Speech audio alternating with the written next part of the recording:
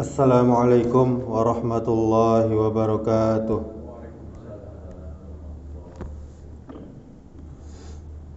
Alhamdulillahi rabbil alamin. Wabihi nasta'in ala umurid dunya waddin. Ashhadu an la ilaha illallah wahdahu la syarikalah. Wa ashhadu anna Muhammadan abduhu wa rasuluh. Amma ba'du. Kaum muslimin, kaum muslimat, Bapak Ibu jamaah salat subuh yang dimuliakan Allah Subhanahu wa taala. Kembali kita bersyukur pada Allah Subhanahu wa taala.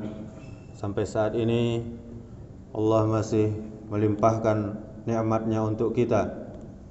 Nikmat sehat, nikmat iman, nikmat Islam. Sehingga dengan nikmat tersebut kita masih bisa menjalankan ibadah kepada Allah, menjalankan ketaatan kita sebagai hamba kepada Allah Subhanahu wa taala. Di antaranya yaitu melaksanakan salat subuh berjamaah, yang mana salat subuh dihadiri oleh para malaikat. Kemudian salawat serta salam semoga selalu tercurahkan untuk junjungan kita Nabi besar Muhammad sallallahu alaihi wasallam dengan mengucapkan Allahumma salli ala Muhammad wa ala ali Muhammad kama sallaita ala Ibrahim wa ala ali Ibrahim wa barik ala Muhammad wa ala ali Muhammad kama barakta ala Ibrahim wa ala ali Ibrahim fil alamin innaka Hamidum Majid. Mudah-mudahan selawat kita bersambung kepada keluarga Nabi, kepada para sahabat Nabi, dan kepada umat-umatnya yang mengikuti sunnahnya sampai hari kiamat nanti. Bapak Ibu kaum muslimin, kaum muslimat, jamaah subuh yang dimuliakan Allah Subhanahu wa taala. Pertemuan yang lalu kita sudah membahas tentang surat An-Nas, dan insyaallah sekarang kita akan membahas surah setelahnya, yakni Al-Falaq. Surah Al-Falaq terdiri dari 5 ayat dan tergolong surat Makkiyah, yakni surat yang diturunkan sebelum Nabi hijrah ke Madinah. Bersama surat An-Nas dia disebut dengan Al-Mu'awwizatain. Disebut demikian karena keduanya mengandung ta'wiz, yakni memohon perlindungan kepada Allah Subhanahu wa taala. Keduanya termasuk surat yang utama, yang afdol di dalam Al-Qur'an. Keutamaan surat Al-Falaq selalu disebut bersamaan dengan surah yang terakhir, yaitu surah An-Nas. Agar kita lebih paham, berikut kita akan menjelaskan tafsir surah Al-Falaq.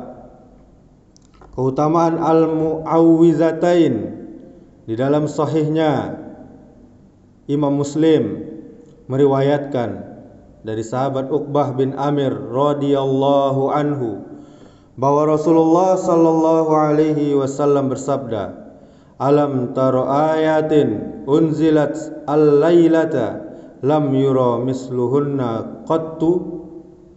Tahukah engkau ayat-ayat yang telah diturunkan malam ini? Tidak pernah ada yang menyerupainya sama sekali. Kemudian beliau mengatakan, "Qul a'udzu birabbil falaq wa qul a'udzu birabbin nas." Sedangkan Imam Tirmizi, Imam Nasa'i, dan Ibnu Majah meriwayatkan dari Abu Sa'id Al-Khudri radhiyallahu anhu dalam hadis berikut ini, Rasulullah sallallahu alaihi wasallam berlindung dari mata jahat jin dan manusia.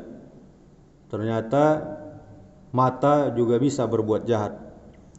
Ketika turun Al-Mu'awwizatain, beliau memakainya dan meninggalkan yang lain.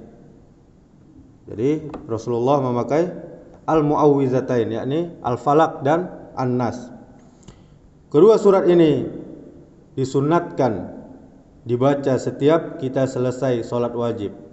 Selesai sholat subuh, zuhur, asar, maghrib, isya, kita membaca dua surat ini. Di dalam hadis yang lain dari Uqbah bin Amir juga radhiyallahu anhu meriwayatkan Rasulullah sallallahu alaihi wasallam memerintahkan saya untuk membaca al-mu'awwizat tiap selesai sholat. Ini hadis riwayat Abu Daud dan hadis ini sahih. Kemudian disunatkan juga untuk membacanya sebelum dan sesudah tidur, sebagaimana disebutkan dalam hadis Uqbah yang lain. Wahai Uqbah, bacalah keduanya setiap kamu akan tidur dan setiap kamu bangun tidur.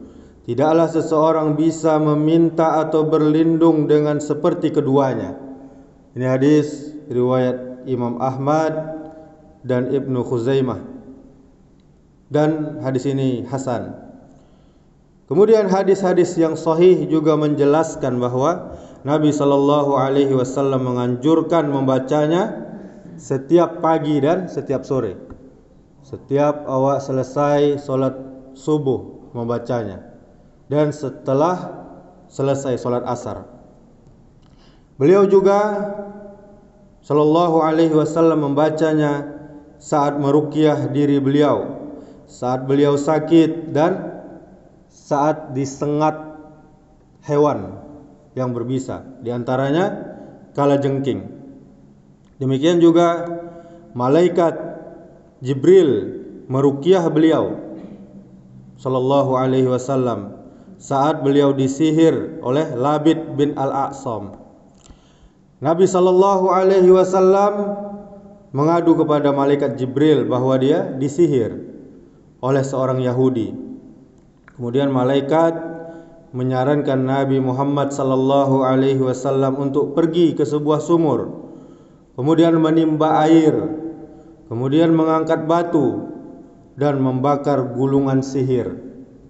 Nabi sallallahu alaihi wasallam mengutus Ammar bin Yasir radhiyallahu anhu dan sahabat-sahabat yang lain untuk melaksanakan saran dari malaikat Jibril tadi.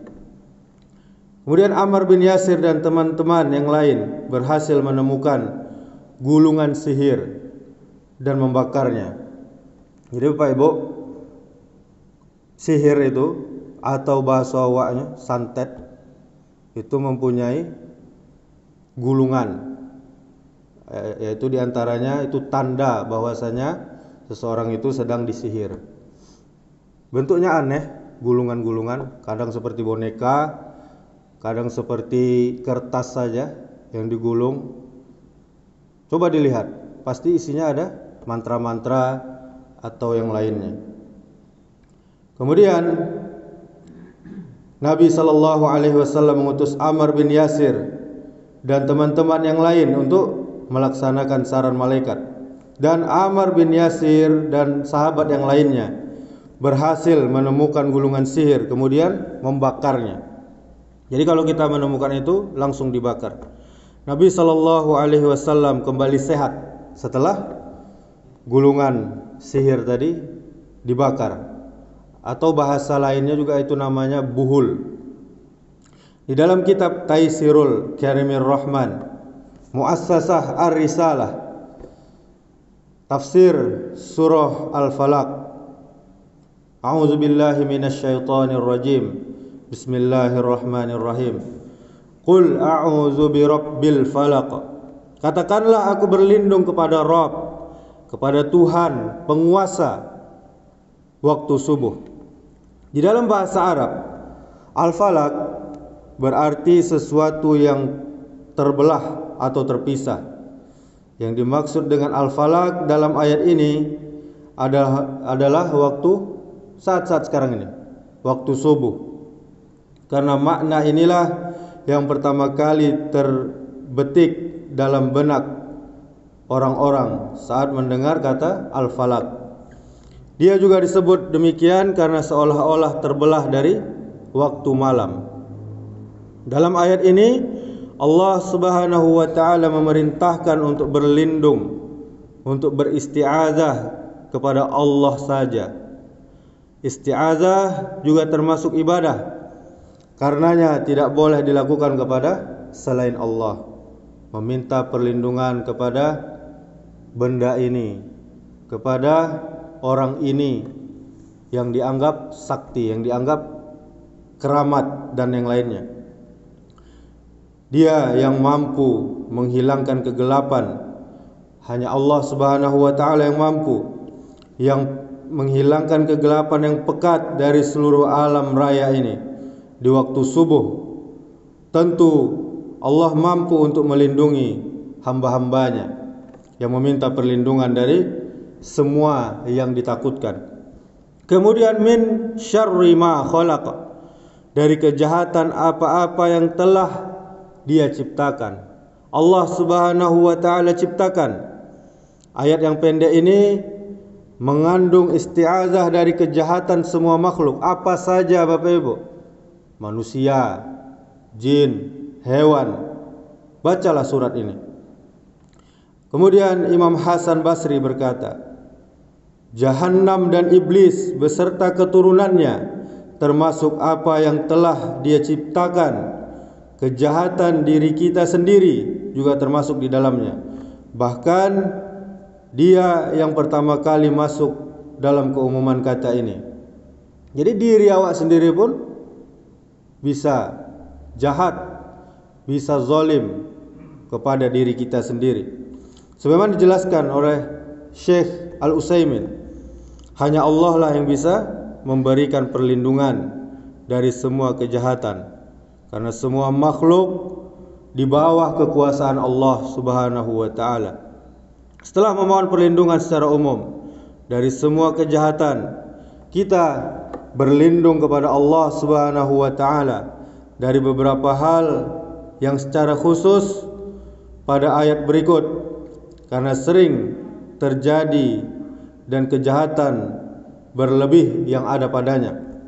Kemudian di samping itu, hal tersebut yang khusus berikut ini juga merupakan hal-hal yang samar dan tidak tampak, sehingga sulit untuk kita hindari. Bahkan Allah Subhanahu wa taala meminta kita berlindung dari hal yang tampak maupun tidak tampak. Wa min syarri ghasiqin idza waqab, dan dari kejahatan malam apabila telah masuk dalam kegelapan. Kata ghasiq berarti malam, berasal dari kata ghasak yang berarti kegelapan. Kata kerja waqaba mengandung makna masuk dan penuh. Artinya sudah masuk dalam kegelapan. Bukan hanya gelap tapi gulita, tidak tampak sama sekali. Kita berlindung kepada Allah dari kejahatan malam secara khusus, karena kejahatan lebih banyak terjadi di malam hari. Banyak penjahat yang memilih melakukan aksinya pada malam hari. Demikian pula arwah jahat. Maksudnya bukan arwah jahat, jin jahat dan binatang-binatang yang berbahaya. Di samping itu, menghindari bahaya juga lebih sulit dilakukan pada waktu malam. Apalagi zaman Rasulullah sallallahu alaihi wasallam. Tidak ada penerangan seperti saat kita sekarang. Kemudian wa min syarrin naffatsati fil 'uqad, dan dari kejahatan wanita-wanita tukang sihir yang menghembus pada tali-tali ikatan. Para tukang sihir biasa membaca mantra dan jampi-jampi. Kemudian mereka tiupkan pada yang kita sebut tadi, gulungan atau buhul-buhul atau tali yang diikat. Inilah yang dimaksud dengan ruqyah syirik. Jadi ruqyah itu ada yang syar'i, ada yang syirik. Inilah yang disebut ruqyah syirik. Sihir merupakan salah satu dosa dan kejahatan yang paling besar. Karena di samping syirik, sihir juga bisa mencelakakan manusia di dunia dan di akhirat. Karenanya kita berlindung secara khusus kepada Allah dari kejahatan ini. Penyebutan wanita tukang sihir dalam bentuk muannas dikarenakan jenis sihir ini yang paling banyak melakukannya adalah wanita. Jadi zaman Rasulullah sallallahu alaihi wasallam wanita banyak menjadi tukang sihir. Kemudian dalam riwayat tentang sihir, Labid bin Al-A'sam yang ditujukan kepada Nabi sallallahu alaihi wasallam juga disebutkan bahwa putri-putri Labid, bukan hanya dia yang jadi tukang sihir, tapi putrinya juga. Dia menghembus pada tali-tali buhul. Kemudian wa min syarri hasidin idza hasad, ayat terakhir. Dan dari kejahatan orang yang dengki apabila dia mendengki. Dengki atau hasad adalah membenci nikmat Allah atas orang lain dan menginginkan hilangnya nikmat itu dari orang tersebut. Yang dimaksud dengan apabila ia dengki adalah jika ia menunjukkan kedengkian itu. Nampak apa ibu? Orang yang dengki itu nampak. Apalagi dengkinya kawa, sangat nampak. Dan dia menunjukkannya, padahal itu adalah dari hatinya. Dan karenanya terbawa untuk membahayakan orang lain. Kondisi yang seperti ini sangat membahayakan orang lain. Orang yang hasad, dia akan menempuh segala cara untuk mewujudkan apa yang dia inginkan. Hasad atau dengki juga bisa menimbulkan mata jahat atau ain yang bisa membahayakan sasaran kedengkiannya. Pandangan mata dengkinya bisa mengakibatkan orang sakit, gila, bahkan meninggal dunia. Barang siapa yang dilihatnya juga bisa rusak atau tidak berfungsi. Ini suatu benda, jika dia melihat dengan sifat dengki, maka barang itu bisa rusak. Karenanya kita pun berlindung kepada Allah Subhanahu wa ta'ala dari keburukan ini secara khusus. Kemudian ada juga orang dengki yang hanya dia simpan dalam hatinya saja, sehingga dia sendiri gundah, sakit hati, tapi dia tidak membahayakan orang lain. Sebagaimana dikatakan Umar bin Abdul Aziz, saya tidak melihat orang zalim yang lebih mirip dengan orang yang terzalimi daripada orang yang dengki. Jadi untuk melindungi diri kita dari semua kejahatan, kita harus menggantungkan hati kita Subhanahu wa ta'ala dan kepada Allah Subhanahu wa ta'ala, dan kita berlindung hanya kepada Allah Subhanahu wa ta'ala yang Maha Kuasa, yang bisa melindungi kita. Dan kita harus membiasakan diri membaca zikir yang telah dicontohkan oleh Nabi sallallahu alaihi wasallam. Hal ini adalah salah satu wujud kesempurnaan agama kita, yakni agama Islam. Kejahatan begitu banyak pada zaman kita ini, sementara banyak umat Islam dia tidak tahu bagaimana cara melindungi dirinya sendiri. Adapun yang sudah tahu, banyak yang lalai, nyolah tahu tapi tidak diamalkannya, dan malah percaya kepada hal-hal yang bertentangan dengan syariat Islam. Semua ini adalah bentuk kekurangan di dalam beragama. Andai umat Islam ini tahu, paham, mengamalkan, menghayati sunnah Rasulullah sallallahu alaihi wasallam ini, pasti mereka selamat dari berbagai ancaman kejahatan.